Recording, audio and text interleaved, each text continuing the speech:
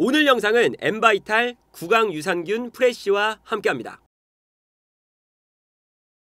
이번 시즌 첫 번째 엘클라시코가 레알 마드리드의 2대1 승리로 끝났는데 이 경기에서 가장 재밌었던 포인트는 오히려 바르셀로나가 점유율이 높았다는 거거든요. 68%였고 레알 마드리드는 32%였습니다. 그런데 골 기대값이나 슈팅 숫자, 유효 슈팅, 결정적인 찬스가 레알 마드리드가 훨씬 더 많았어요. 그만큼 레알 마드리드가 바르셀로나의 공격을 잘 막았다는 뜻인데 이 경기에서 가장 중요했던 알론소 감독의 포인트는 벨링엄 혹은 카마빙가를 오른쪽 측면 공격수로 기용했다는 겁니다.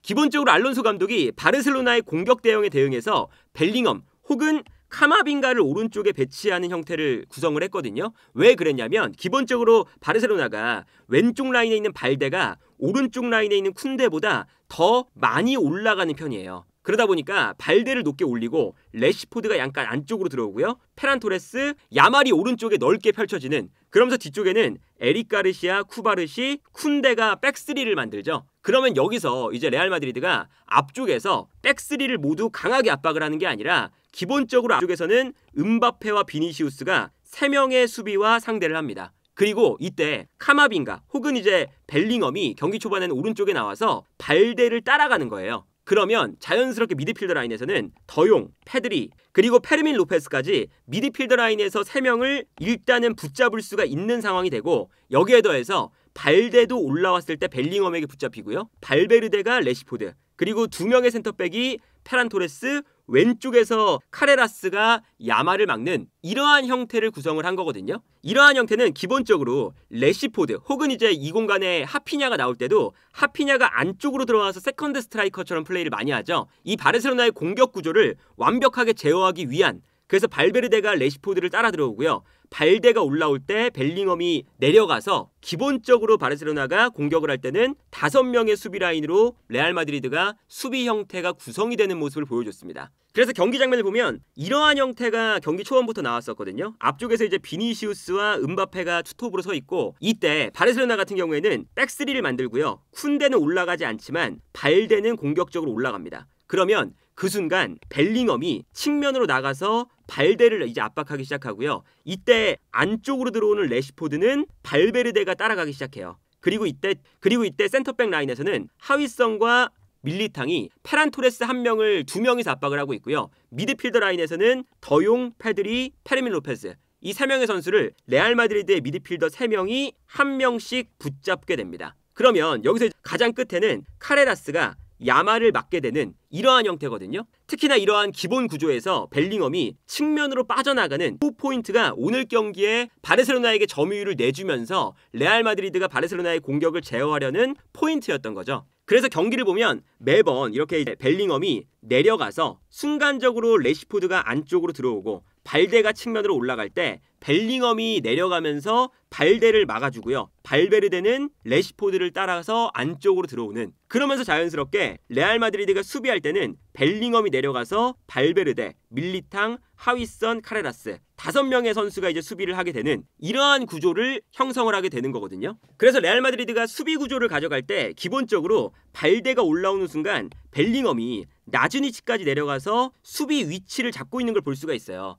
그러다 보니까 이제 레알 마드리드가 안쪽에서 4명의 수비는 벨링엄에 이렇게 내려오는 움직임 덕분에 편안하게 수비를 할 수가 있게 되는 거죠. 그런데 이러한 수비 방식에서 문제점은 어떤 거냐면 기본적으로 바르셀로나가 발데가 올라오면서 벨링엄이 한 칸 내려가고요. 이때 자연스럽게 5명의 수비가 되는, 그러면 에릭 가르시와 쿠바르시, 쿤데를 음바페와 비니시우스가 2명이서 이제 마크하는 형태잖아요. 그런데 결과적으로 이 앞쪽 공간에서 3명의 수비와 2명의 공격수가 싸우다 보니까 필연적으로 바르셀로나가 빌드업하기가 살짝 편해지는 상황이 돼요. 특히나 쿤데나 에릭 가르시아, 이 좌우 쪽에서 편안하게 탈압박을 할 수가 있는 거죠.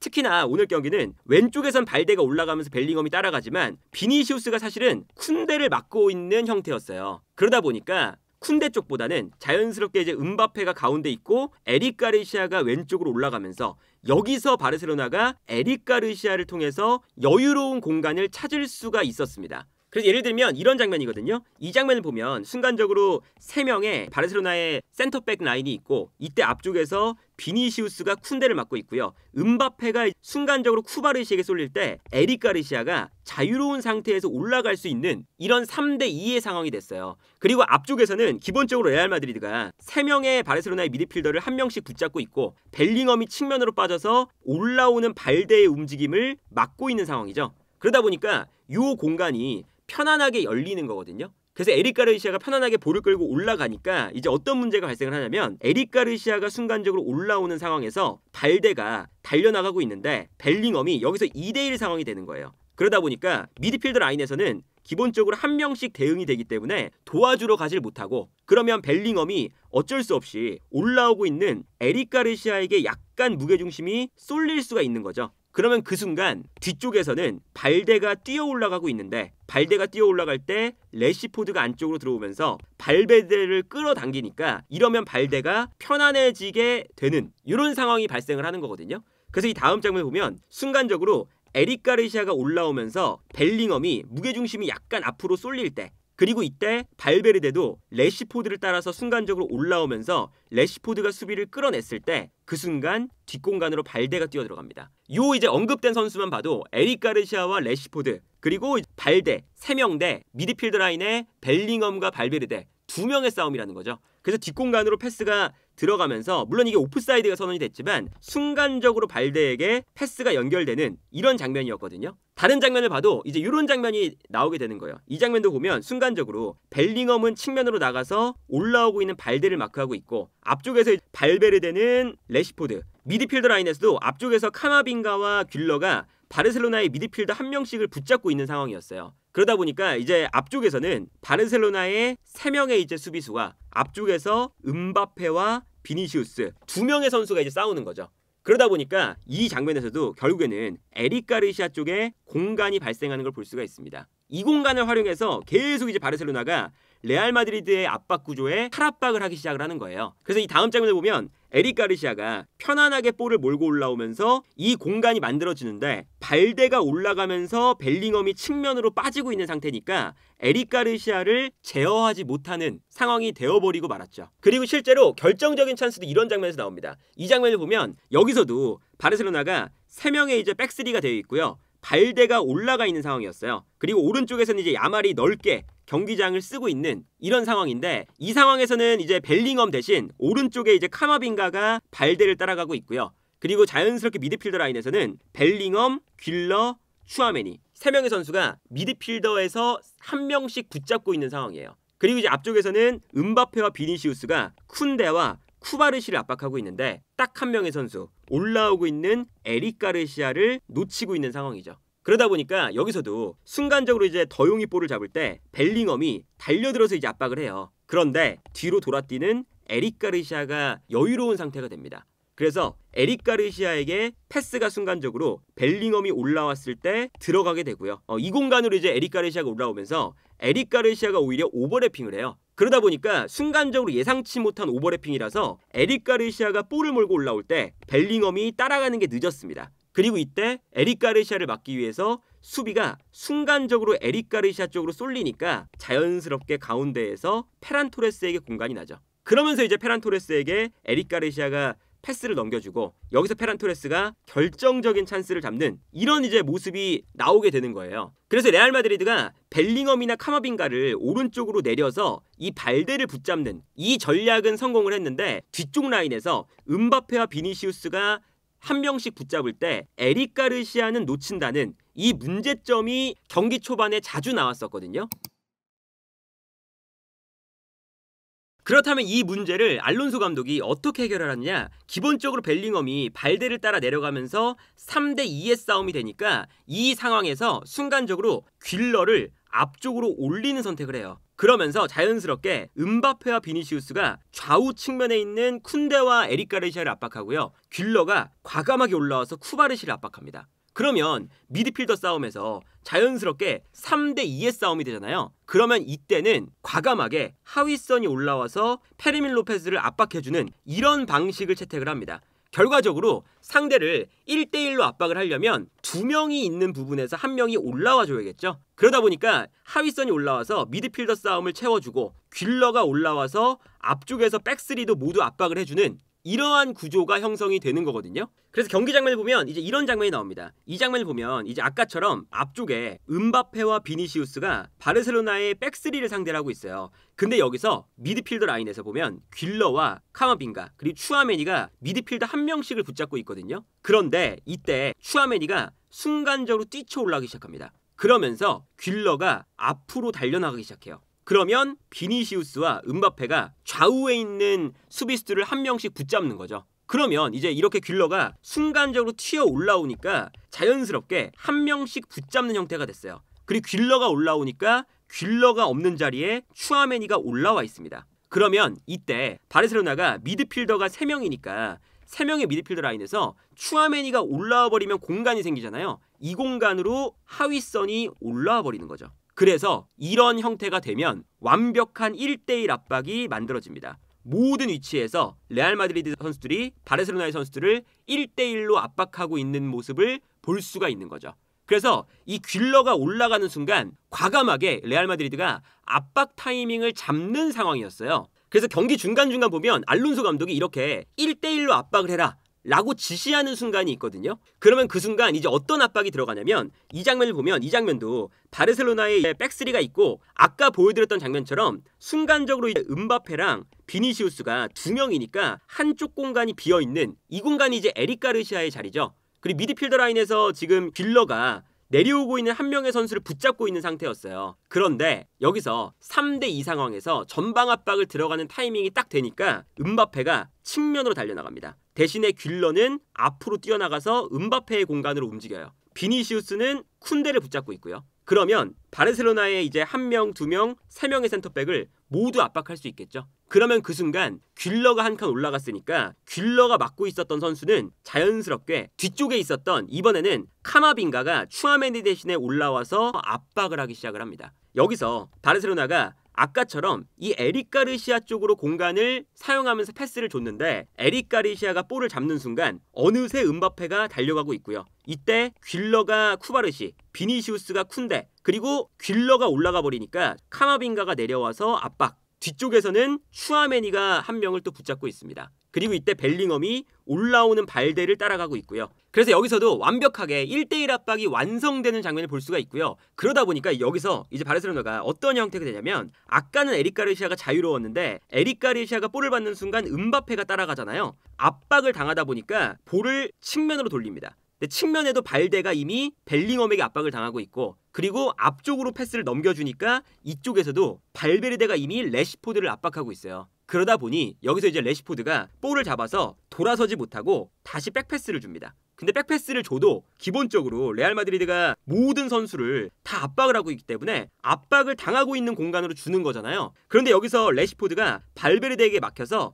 그냥 뒤쪽으로 백패스를 줘버려요. 그러니까 백패스가 들어갔을 때 음바페의 압박을 당할 수밖에 없고요. 그래서 어쩔 수 없이 골키퍼에게 백패스, 그리고 골키퍼에게 백패스할 때도 수비 라인에 모든 선수가 1명씩 붙어있기 때문에 귓러가 달려갑니다. 그래서 슈체시니 골키퍼가 어쩔 수 없이 압박을 견디면서 의미 없는 롱패스를 앞으로 그냥 방출해버리는 이런 장면이 나와요. 실수가 나오는 장면이었죠. 이 장면도 보면 여기서 3대2의 싸움입니다. 그런데 그 순간 추아메니가 귓러에게 지시를 하고 있어요. 앞으로 달려가라. 그래서 귓러가 순간적으로 더용을 맞고 있다가 앞으로 튀어나갑니다. 그리고 이제 비니시우스와 음바페가 바르셀로나의 백스리를 1명씩 붙잡고 있으니까 귓러가 튀어나가는 순간 1명씩 모두 붙잡을 수 있는 상태가 되죠. 그리고 미드필더 라인에서도 추아메니와 카마빙가가 미드필더 1명씩 붙잡고 있고 이때 1명이 비는데 이 공간으로 이제는 하위선이 올라와서 1대1 압박을 모든 선수가 레알 마드리드는 하고 있어요. 그러다 보니까 여기서도 바르셀로나가 줄 수 있는 공간이 없어서 순간적으로 1대1 압박을 받으니까 패스를 기본적으로는 측면으로 넘겼는데 여기서 발대도 볼을 잡았지만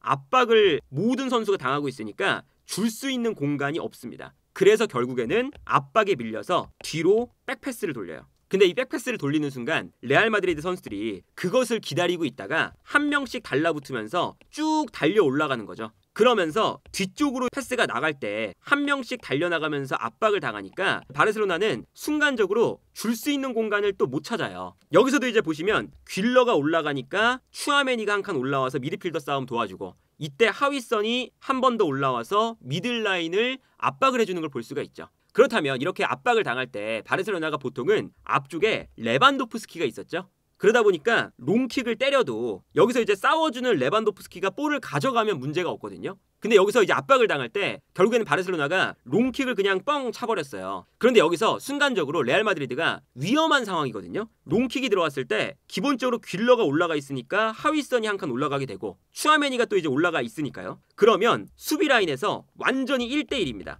여기서 만약에 지면 위기가 찾아오는 거죠. 그런데 이 싸움에서 밀리탕이 페란 토레스와의 싸움에서는 완벽하게, 여기서 이제 제공권 싸움이라던가 이런 부분에서 페란 토레스가 안 되다 보니까 편안하게 레알 마드리드가 볼을 끊어냅니다. 그래서 끊어내자마자 세컨볼이 떨어지고요. 이 떨어지는 세컨볼에서 하위선도 있고, 그리고 카마빈가, 추아메니, 그리고 귓러도 앞쪽에 있다가 내려와서 중원 싸움을 도와줘요. 그래서 이 떨어지는 세컨볼도 레알 마드리드는 하위선, 추아메니, 카마빈가, 귓러 4명의 선수가 이제 싸워주고요. 이때 바르셀로나는 3명의 미드필더죠. 그리고 여기서 귓러가 빨리 내려오면서 이 세컨볼 싸움에서 이겼습니다. 그래서 볼을 가져와서 음바페에게 패스. 그러다 보니까 바르셀로나가 롱킥을 한 다음에 수비 라인을 끌어올리고 있는 와중에 음바페에게 패스가 들어갔고, 여기서 음바페가 볼을 잡아서 바로 슈팅. 이게 득점이 됐었죠. 물론 이제 음바페가 오프사이드가 아슬아슬하게 걸리면서 취소가 됐지만 이 장면도 그냥 나온 게 아니라 레알 마드리드가 귓러를 올려서 압박하는 과정에서 나왔다. 그래서 결과적으로는 기본적으로 바르셀로나가 이 3백에서의 수적인 우위를 바탕으로 빌드업을 전개를 하려고 계속 노력을 했었는데, 이 공간으로 압박을 딱 시작하자마자 귓러가 올라오는 요 전술이 오늘 경기에서 레알 마드리드가 바르셀로나의 볼을 빼앗아오는 포인트가 됐고요. 추아메니 하위선이 올라오면서 한 명씩 붙잡는데, 여기서 오늘 하피냐라던가 레반도프스키가 없는 날이었잖아요. 이게 아마 바르셀로나에겐 아쉽겠죠. 왜 그러냐면 레알 마드리드가 이렇게 압박하는 순간은 기본적으로 앞쪽에서 압박을 했어요. 이제 아무래도 내려서서 이렇게 압박을 하면 완전히 1대1 압박이니까 앞쪽에서 그래도 압박을 하면 자연스럽게 한 명씩 달라붙는 동작이 되잖아요. 그러면 그래도 여기서 이제 바르셀로나가 롱패스를 뿌리니까 여기서 만약에 상대에게 돌파를 허용해도 여기서는 기본적으로 하피냐와 레반도프스키가 없을 때 레시포드와 페란 토레스가 이런 경합 상황에 능하지 못하니까 앞쪽에서 압박할 때 귓러가 과감하게 올라가 준 거거든요.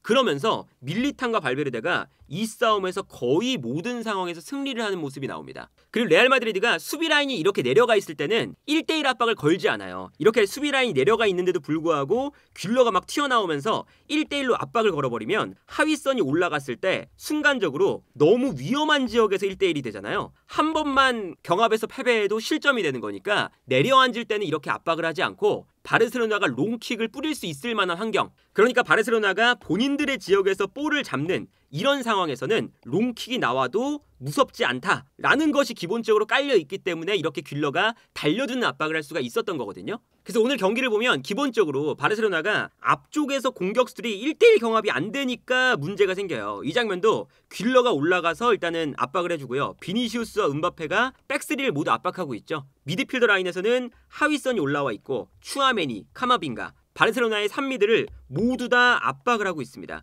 그러니까 압박을 당해서 풀어나갈 수 있는 공간이 없고 측면에서도 발대가 올라가 있는데 이 공간에 이제 벨링엄이 내려가 있는 거예요. 그리고 이때 볼을 줄 수 있는 공간이 없어서 앞쪽으로 한 번에 볼을 넘깁니다. 그러면 여기서 페란 토레스와 밀리탕, 발베르데와 레시포드 1대1 싸움이거든요. 근데 이 공간에서 순간적으로 달려들었을 때 여기서 볼을 뺏겨요. 뺏기자마자 레알 마드리드가 볼을 확보하게 되고, 볼을 확보하면 바르셀로나가 빌드업 과정에서 볼을 뺏기다 보니까 순간적으로 수비 라인에 약간의 이제 촘촘함이 사라져 있어요. 그러면 빌드업을 하다가 레알 마드리드가 볼을 빼앗아내면 바로 공격으로 전환이 되는 거죠. 그래서 여기서도 볼을 뺏자마자 하위선이 한 번에 바르셀로나에 허술해져 있는 수비 라인으로 패스를 건네줍니다. 그리고 이때 순간적으로 카레라스가 달려나가서 비니시우스를 도와주게 되고요. 이때 야말이 순간적으로 카레라스를 못 따라가게 되면서 자연스럽게 순간적으로 비니시우스와 카레라스 그리고 쿤데가 2대1 상황이 돼요. 여기서 카레라스에게 스루 패스,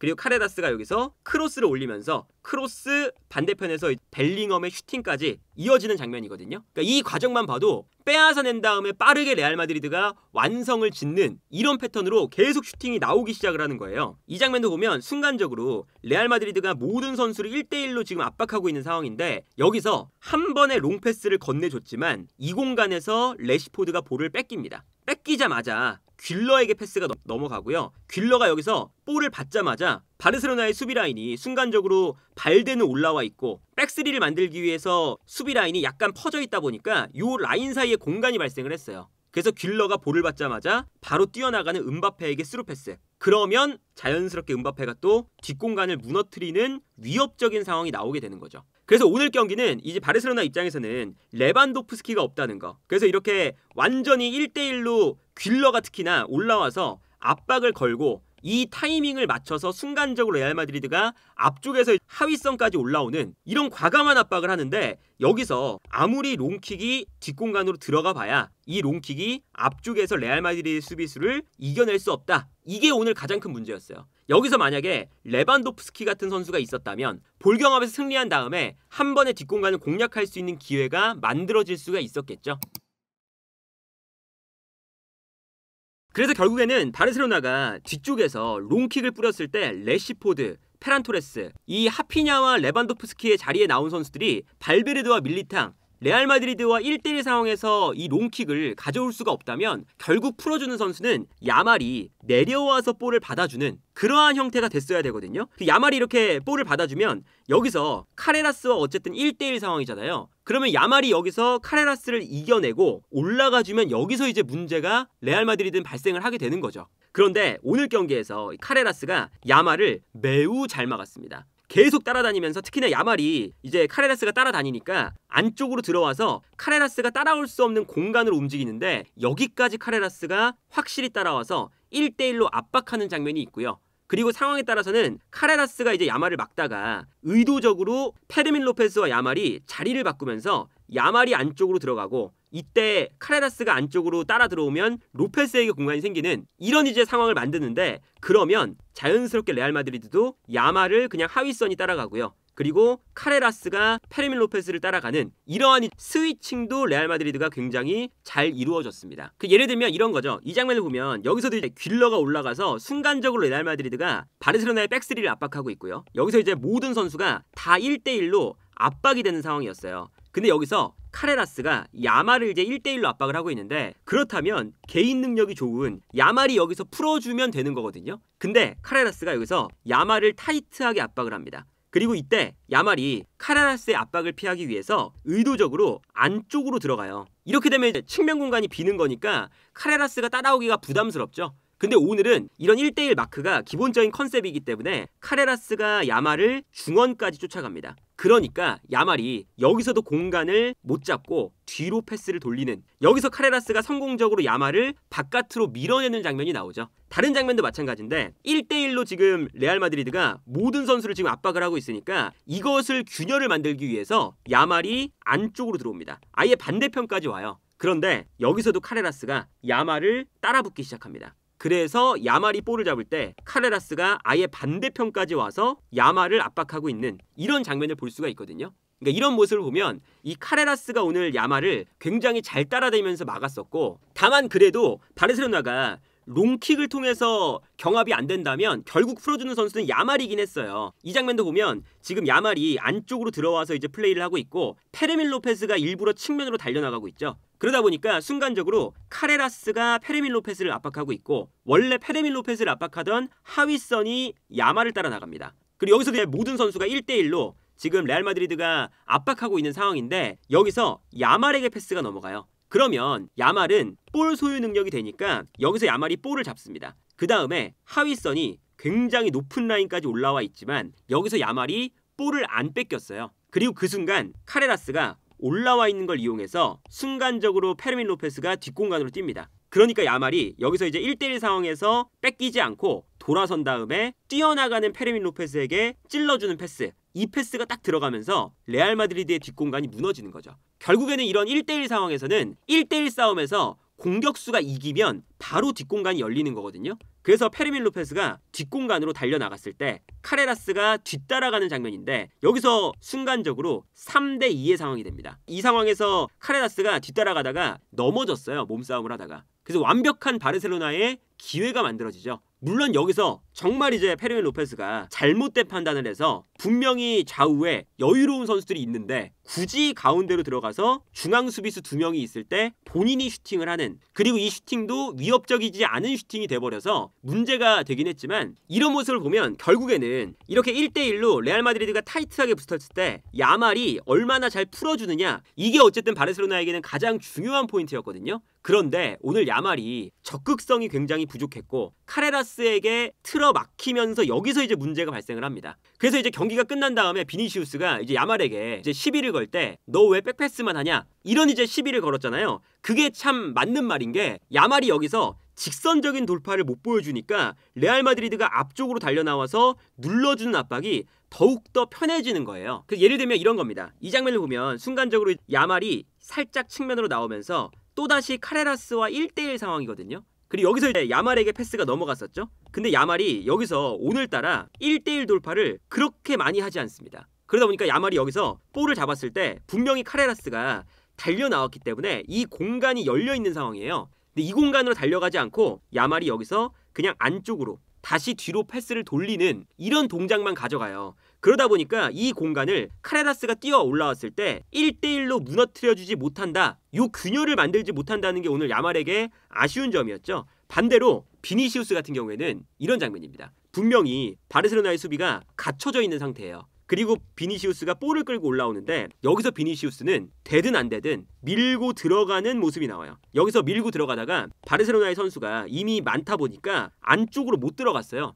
그러니까 본인이 다시 방향을 바꿔서 측면으로 돌아뛰기 시작합니다. 그래서 여기서는 더용이 달라붙었는데 야말과 같이 수비를 하는 순간 이 사이 공간을 비니시우스가 비집고 들어가면서 돌파가 되고요. 그리고 앞쪽에 쿤데가 공간을 또 막는데 여기서 비니시우스가 계속 직선적으로 밀고 들어가기 시작을 합니다. 이 힘이 사실은 비니시우스가 여기서 계속 균열을 만들어주고 수비를 끌어당겨주니까 다른 곳에서 공간이 나는 거죠. 결국에는 비니시우스가 이렇게 달려 들어가면서 터치라인 끝까지 볼을 끌고 움직여요. 그러면 바르셀로나의 수비가 순간적으로 일단 더용이 끌려 나왔고 쿤데가 끌려 나왔습니다. 그러니까 특히나 더용 같은 경우에 끌려 나오면 미드필더 라인에서 어쩔 수 없이 더용의 공간을 막기 위해 페드리가 또 이 공간으로 커버를 와야 돼요. 그러니까 공간이 나 있는 상태고, 심지어 바르셀로나의 수비가 비니시우스의 움직임 때문에 뒷걸음질을 쳐야 되는 상황이기 때문에 이때 수비 라인 앞공간이 열리는 상황이죠. 그래서 비니시우스가 이렇게 쭉 밀고 들어가면서 수비를 본인에게 끌어당기고 수비를 무너뜨린 다음에 여기서 바로 이 비어있는 공간으로 패스, 이게 비니시우스의 역할이고 패스가 들어가면서 앞 공간에서 편안하게 볼을 잡습니다.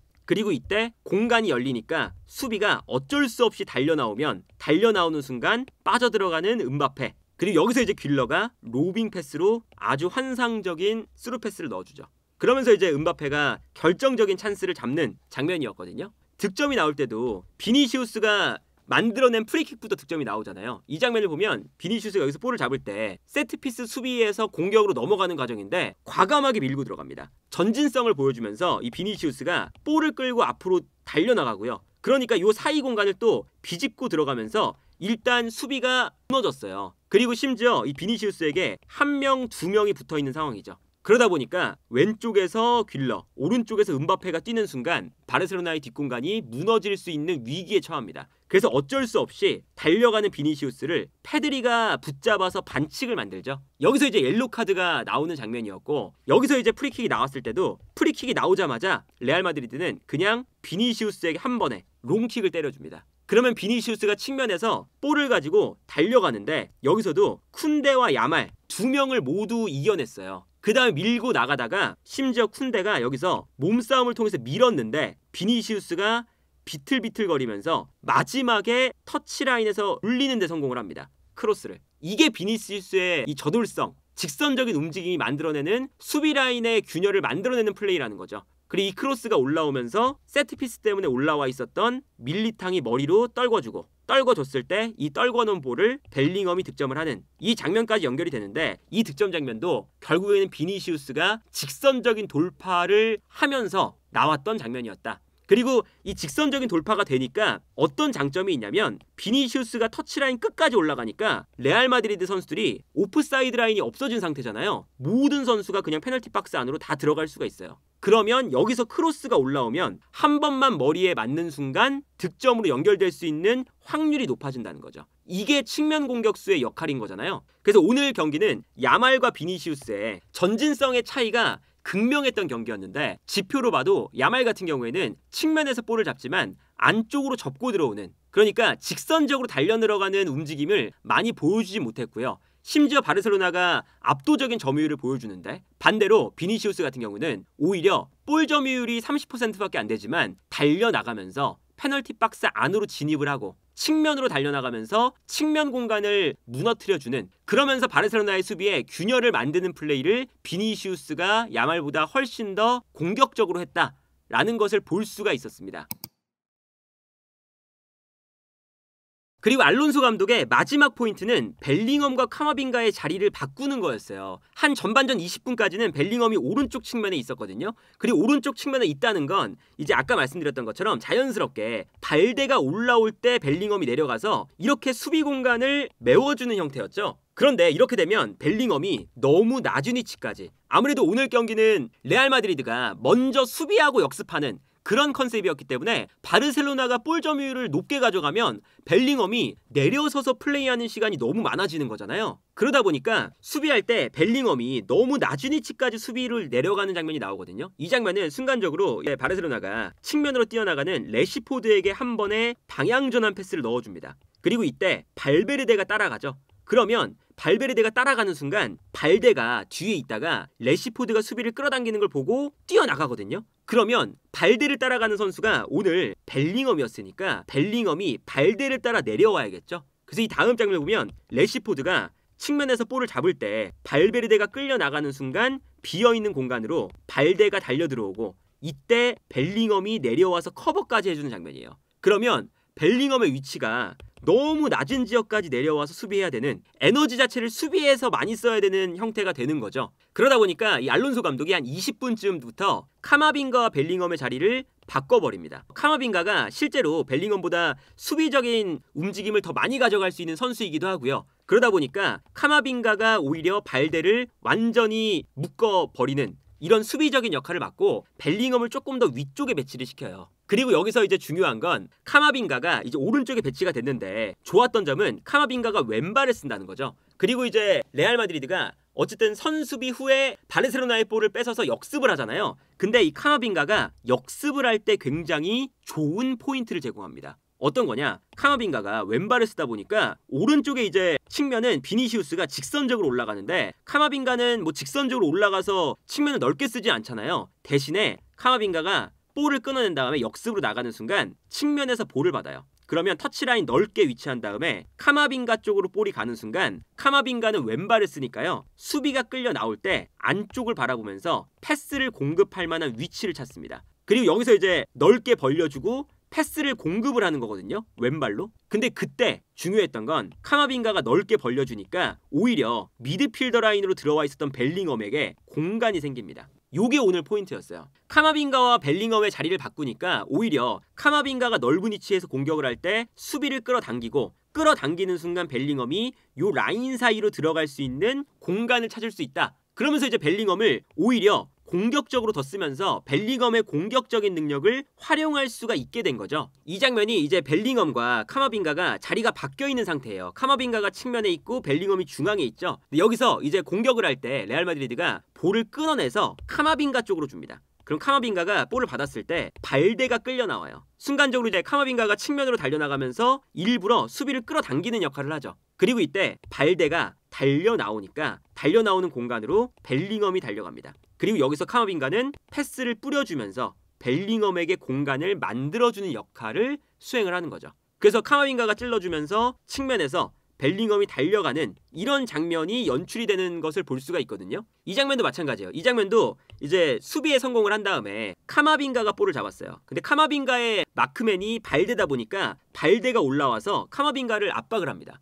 근데 그 순간 또다시 벨링엄이 이제 가운데 있으니까 그 모습을 보고 뒤로 뛰어가고요. 여기서 카마빙가가 볼을 지킨 다음에 왼발로 패스를 앞쪽으로 뿌려주는 거죠. 그러면서 또 벨링엄에게 좋은 공간에서 패스가 들어가기 시작을 합니다. 그리고 이 모습을 보고 카마빙가가 여기서 수비를 붙잡아 놓고 있다가 발베르데에게 패스, 발베르데가 패스를 앞쪽으로 뿌려주면서 여기서 또 이제 벨링엄에게 공간이 나게 돼요. 그러니까 이 장면처럼 오늘 카마빙가가 측면으로 가는 순간 수비를 끌어당기고 이 공간을 이제 벨링엄이 쓰기 시작을 한다는 거거든요. 그래서 여기서도 패스가 들어가니까 벨링엄에게 좋은 공간이 일단 들어가는 장면이죠. 그리고 여기서 이제 벨링엄이 볼을 잡아서 돌아서는데 이때도 순간적으로 벨링엄이 볼을 잡는 순간 발베르데가 순식간에 올라와서 수비를 앞쪽으로 쏠리게끔 만듭니다. 발베르데가 달려나가면서 수비가 뒤로 물러나니까 이때 벨링엄이 안쪽으로 볼을 몰고 들어오고요. 그 순간 바르셀로나의 수비 라인이 높다 보니까 뒷공간으로 뛰어들어가는 음바페가 있는 거죠. 그리고 여기서 이제 벨링엄이 음바페에게 패스를 보내주면 그러면 이제 뒷공간이 완전히 무너지는 거잖아요. 물론 여기서는 뒤쪽에서 태클이 들어오면서 이 태클이 잘못 맞아서 음바페에게 흐르는 볼이긴 한데 어쨌든 탈압박이 되기 시작하면서 음바페에게도 뒷공간 침투를 할 수 있는 공간이 더 많이 나오기 시작하는 거예요. 그래서 음바페가 여기서 밀고 나가고 그러니까 수비가 어쩔 수 없이 음바페에게 붙게 되고 그러면 비니시우스에게 넓은 공간이 나죠. 연쇄적으로 무너지는 상황에서 카마빙가를 시작으로 카마빙가, 벨링엄, 벨링엄에서 음바페 이렇게 연결이 된다는 거예요. 그래서 음바페가 마지막에는 수비를 본인에게 끌어당기고 마지막에 비니시우스에게 결정적인 패스를 공급해줍니다. 그러면서 이제 비니시우스가 여기서 결정적인 슈팅을 하는 장면이었죠. 이 장면도 마찬가지예요. 이 장면도 역습을 나가는데 카마빙가가 측면에 있으니까 측면으로 달려나가요. 근데 여기서 직선적으로 달려나가는 게 아니라 카마빙가에게 이제 패스가 들어갔을 때 카마빙가는 왼발을 쓰면서 수비를 묶어둡니다. 안쪽으로 이제 접고 들어오면서 달려나가는 선수들을 보죠. 그러면서 패스를 뿌려주는 거거든요. 그래서 여기서도 카마빙가가 볼을 잡을 때 수비를 끌어당기고 안쪽으로 패스. 그러면 안쪽으로 이제 패스가 들어갔을 때 바로 달려 들어가는 비니시우스에게 연계할 수 있는 기회가 생깁니다. 그래서 여기서도 보면 카마빙가 때문에 왼쪽에서 수비가 몰려 있는 걸 볼 수가 있죠. 그리고 여기서 이제 카마빙가가 풀어 나오면서 반대편으로 넘어가니까 비니시우스가 또 1대1 넓은 공간에서 돌파를 할 수 있는 상황이 되고 여기서도 비니시우스가 1대1 상황에서 쿤데를 돌파하고 넓은 공간에서 마지막 슈팅까지 기록을 하는 이런 장면이 반복이 됩니다. 그래서 득점이 나올 때도 보면 아주 똑같은 상황이에요. 여기서 카마빙가 쪽으로 패스가 넘어가거든요. 그럼 카마빙가가 볼을 잡는 순간 벨링엄이 발대가 달려나가는 걸 보고 요 사이 공간을 이제 쓰기 시작해요. 그래서 이 다음 장면을 보면 카마빙가가 이제 볼을 잡습니다. 발대가 끌려 나가죠. 그리고 여기서 벨링엄이 가장 잘하는 것 중에 하나가 오프 더 볼이에요. 그래서 발대의 뒷공간으로 계속 뛰어나갔으니까 뛰어나가는 척을 합니다. 그러면 당연히 에릭 가르시아 입장에서는 벨링엄의 뒷공간을 요 공간을 막아야겠죠. 그래서 벨링엄이 달려나가는 척을 하다가 왼발을 딱 짚으면서 안쪽으로 움직여요. 요 페이크 동작. 그러니까 에릭 가르시아가 완전히 속았죠. 발대가 끌려 나갔을 때 벨링엄이 뒷공간으로 뛰어들어오는 줄 알고 뒤로 움직였는데 벨링엄은 페이크 동작을 주면서 이 공간을 쓰기 시작합니다. 그러면서 이제 자연스럽게 카마빙가가 수비를 끌어당겼을 때 그 사이 공간을 벨링엄이 활용을 하고요. 여기서 이제 에릭 가르시아가 벨링엄의 동작에 속아서 뒷걸음질을 쳐버렸죠. 그리고 여기서 이제 벨링엄에게 패스가 들어가는데 여기서도 벨링엄이 볼을 잡아서 순간적으로 몸동작이 앞으로 쏠려 있었어요. 그리고 이때 카마빙가가 뛰어나가니까 카마빙가에게 찔러주는 것처럼 몸동작이 되어 있습니다. 그러다 보니까 벨링엄을 향해서 이번에는 페드리가 압박을 해요. 근데 페드리가 압박을 하는 순간 벨링엄이 또 패스를 주는 척을 하다가 순간적으로 턴 동작을 가져갑니다. 그러니까 페드리도 달려들면서 순간적으로 속았어요. 그러니까 이 벨링엄의 공격성을 카마빙가와 벨링엄의 자리를 바꿔주면서 완벽하게 활용하기 시작하는 거죠. 그리고 여기서 벨링엄이 페드리까지 돌파가 되니까 돌파가 되는 순간 바르셀로나의 라인은 올라와 있고 그 순간 벨링엄이 압박을 풀어내니까 뛰어나가는 음바페에게 스루 패스를 찔러줄 수 있는 기회가 생깁니다. 그래서 이 한 방의 패스가 딱 들어가면서 음바페가 뒷공간을 무너뜨렸고요. 여기서 이제 음바페가 득점을 기록하는 장면까지 나오는 거죠. 그런데 놀라운 건 똑같은 장면이 계속 나와요. 이 장면도 보면 카마빙가가 측면으로 달려가고요. 뛰어가는 카마빙가에게 패스가 딱 들어갑니다. 그러면 카마빙가 쪽으로 당연히 발대가 달려가겠죠. 그럼 이때 벨링엄은 또 가운데 공간으로 들어가는 거거든요. 그래서 이 다음 장면을 보면 카마빙가가 측면에서 볼을 잡으니까 순간적으로 수비가 카마빙가에게 쏠렸어요. 이때 벨링엄이 안쪽으로 떨어집니다. 그래서 카마빙가가 여기서도 수비를 끌어당긴 다음에 패스를 주는 역할. 그러면 벨링엄이 이 안쪽에서 볼을 잡잖아요. 그럼 벨링엄이 볼을 잡는 순간 벨링엄이 컨트롤 타워가 되면서 들어가는 발베르데에게 찔러주는 패스가 들어가는 상황이 나와요. 물론 여기서는 이제 발베르데가 뛰어 들어갈 때 벨링엄의 패스를 중간에서 끊었어요. 바르셀로나가. 그리고 이제 끊은 다음에 떨어지는 또 이 세컨볼을 벨링엄이 다시 가져와서 그냥 슈팅으로 가져가는 장면이긴 했는데, 이런 것처럼 오늘 이 카마빙가랑 벨링엄의 자리를 바꾸면서 얻을 수 있었던 오늘 레알 마드리드의 포인트는 알론소 감독이 전반전 20분만 보고 카마빙가가 내려가서 수비를 하는 것이 수비적으로도 더 좋고 공격을 할 때도 벨링엄이 올라가서 공격적인 역할을 수행하는 것이 훨씬 더 이득이고, 그리고 심지어 공격을 할 때 카마빙가가 볼을 잡는 순간 수비가 카마빙가 쪽으로 쏠리면서 벨링엄에게 오히려 기회를 만들어주는 이러한 동작을 알론소 감독이 20분 만에 변화를 가져가면서 벨링엄을 살려 쓰는 움직임을 찾아냈다. 이것 자체가 오늘 경기를 통틀어 봤을 때 알론소 감독이 이 경기 자체를 훨씬 더 준비를 잘했고, 오늘 스코어가 2대1이었지만 사실 2대1이 아니라 3대1, 4대1까지 벌어져도 이상하지 않을 만큼의 경기력의 차이가 벌어졌던 경기였다. 그래서 오늘 경기는 알론소 감독의 전술적인 역량을 완벽하게 보여줬던 엘클라시코가 아니었나 싶습니다.